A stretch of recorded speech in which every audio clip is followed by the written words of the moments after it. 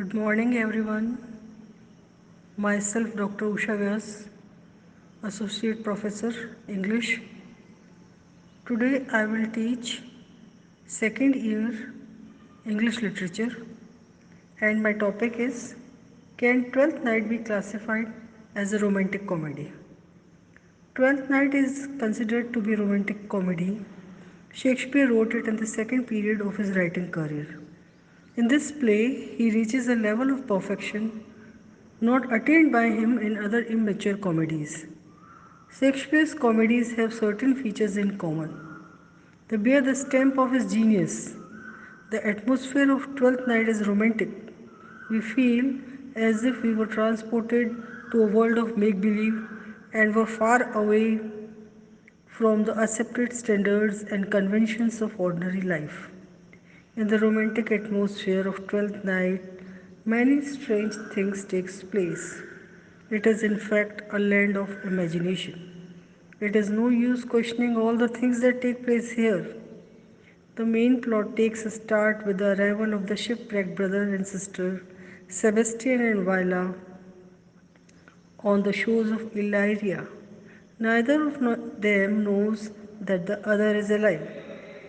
Viola disguises herself as a man in order to get into the service of the Duke.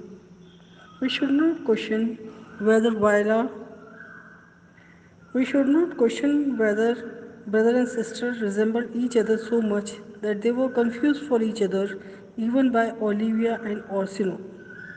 We should take for granted such strange things in this romantic atmosphere. In such a strange world, it is not unnatural to find a duke languishing in love for a haughty and indifferent lady. It seems he has made his love his profession. He thinks, hears, and speaks of love.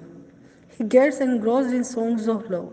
It should not be questioned why, in a trice, he transfers his love from Olivia to Viola. In romantic comedies, love at first sight is the rule. Viola falls in love with Duke at first sight. Olivia falls in love with Cesario at first sight. Sebastian falls in love with Olivia at first sight. All these strange happenings are part of romantic comedy.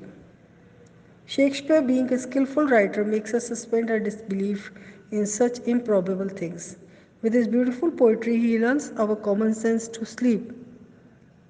He succeeds in casting a charm over his characters, particularly women characters.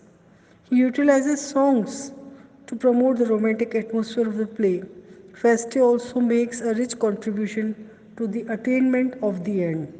The story of the main plot and also of the subplot is also very gripping. Once we suspend our disbelief regarding the original idea, we pursue the incidents stage by stage and find everything logical.